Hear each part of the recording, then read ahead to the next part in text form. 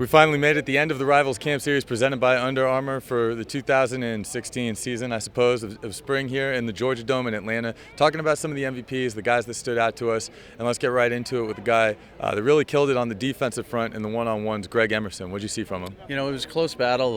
There were a couple defensive linemen that did really well, but what I like from him, he's just a powerful guy, extremely powerful. So if you do get your hands on him, he can move you back into the pocket and into the quarterback's throwing zone.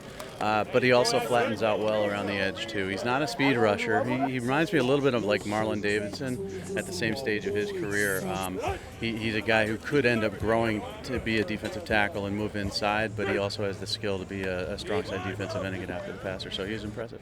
So moving over to the offensive side of the ball, we took a lot of reps, both in kind of a modified 7-on-7 and one-on-ones, but the running back that really stood out was James Cook. Yeah, this is Dalvin's little brother, and he's going to hear that forever for the rest of his life. He probably hates that, but you can't not associate the two of them, and he's a really talented kid. I think he's a little bit more physically developed than Dalvin at the same stage, but Dalvin really muscled up in his last couple of years of high school.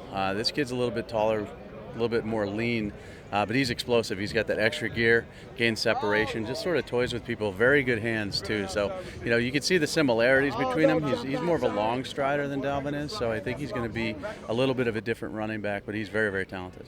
And lots of big wide receivers here as well. One of them that stood out the most, Devonta Jason from Louisiana. Yeah, we were checking his birth certificate. I mean, this kid looks like he's 28 years old. I mean, he looks like he's a college football player already.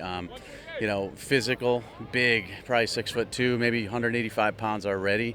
Gets off the line of scrimmage well. People were trying to hold him. They just couldn't check him.